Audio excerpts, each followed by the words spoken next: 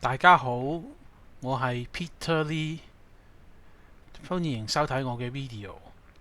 今日係2025年嘅10月嘅22號嘅9:51 PM 夜晚黑嘅香港時間。先睇下我哋嘅免責聲明。今日嘅主題呢係咩呢？就係買入呢個 HD Home Depot 啦，同埋佢對佢嘅分析啦。咁就呢隻股票呢，就係、相信大家都應該識㗎啦，就係、佢嗰個喺美洲呢就好出名嘅。咁樣呢，就係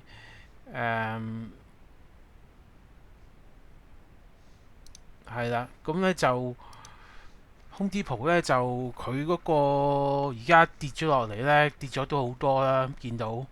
咁樣呢，就一上翻嚟呢，就可以買入啦。咁我俾佢嗰個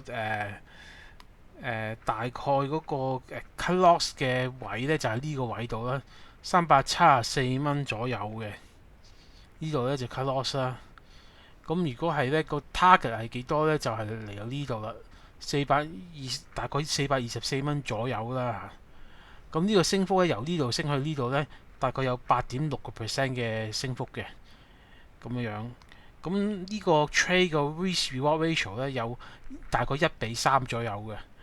咁就由呢度止蝕到呢度止賺位呢，大家個 risk reward ratio 有大概1:3左右啦。咁就算係 OK 啦，就值得做嘅呢個 trade 嚇。咁就講下呢間公司呢，就相信如果大家住喺北美呢，就完全係了解呢間公司啦。呢間公司呢，就係做嗰啲賣嗰啲叫做 home improvement 嘅產品啊。即係喺北美洲呢，就加拿大啊、美國啊都好呢，就佢哋呢，就會係啲人好中意為間屋呢，就做下啲裝修啊，去改善下佢啊咁樣，咁啊好興嘅。咁好多人都會買啲嘢去即係改善自己間屋啦。咁佢咧呢個 Home Depot 就係橫掃美國、橫掃加拿大同埋墨西哥。咁就係總共有2353個分店嘅。咁佢基本上係人人都識㗎啦。如果你係住喺北美洲嘅話，咁佢就喺美國啦，美國最多分店啦，跟住加拿大同墨西哥咧都有分店嘅，而且仲係喺度擴充緊添，慢慢地擴充嘅。咁就佢咧就最近呢個 HD 咧，即係 Home Depot 咧就改善咗嗰個唔係即係嗰個投入咗去嗰個 professional contractor 嘅 market 啊，Pro 啊。咁樣咧就即係佢係 push deeper，即係佢咧就完全係咧就曾經2024年咧就買咗嗰間 SRS Distribution 啊叫做。咁就咧就同埋2025年嗰個 deal 咧去 fold 嗰個 GMS into SRS Boston Specialty Trade Distribution 啦。咁樣基本上咧佢呢啲做法咧都係去令到自己更加投入落去嗰個鋪嘅市場啦。咁咧就去呢個市場就由呢個去令佢有增長動力咯，咁樣樣。咁佢咧就佢個 ROIC 啊，Return of Investment Capital 咧，trailing 12 month 嘅咧就好高嘅喎，有27%嘅喎嚇。咁嚟講都係算係高嘅啦，都幾高下嘅啦。咁咧就佢咧就 dividend 就派咗連續154個 quarter 嘅 dividend 嘅啦。咁就派咗好耐 dividend 啦呢間公司。咁佢 dividend 咧就有2.3至2.4%嘅嚇。咁呢個嗰個 trailing 12 month 嘅 PE 就係25至26倍啦嚇。講下呢間公司咧就點解我哋中意佢啦。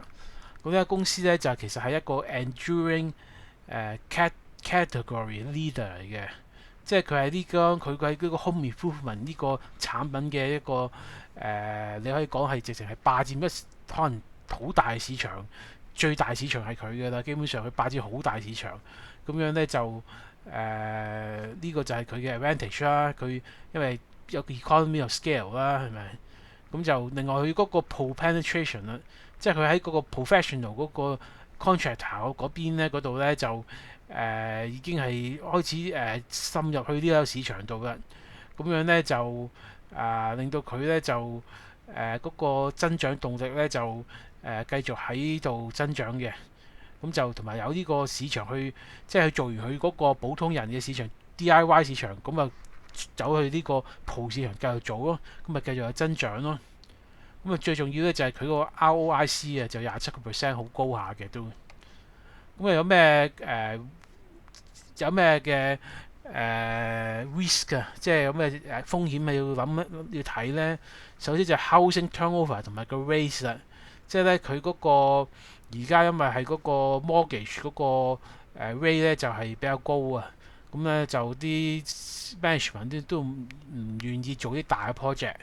另外 integration 同 leverage 啦，咁佢咧就係嗰個 SRS 啦，嗰個raise execution 同埋 balance sheet 咧 risk 咧咁就係有嘅，同埋一個 interest rate 咧就今年就係2.2個 billion 嘅，同埋第三樣嘢就係 lumber deflation 同埋 theft labour 啦，咁咧就呢個亦都對佢有影響嘅。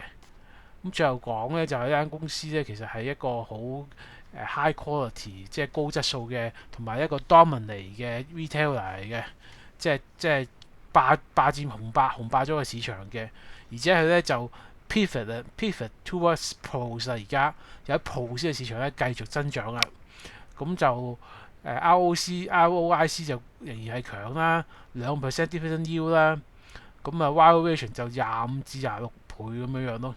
咁就佢呢個 exit 呢個 valuation 咧就係都好睇佢將來嗰個 pro distribution 同埋嗰個2026嘅 macro recovery 係點樣樣咯。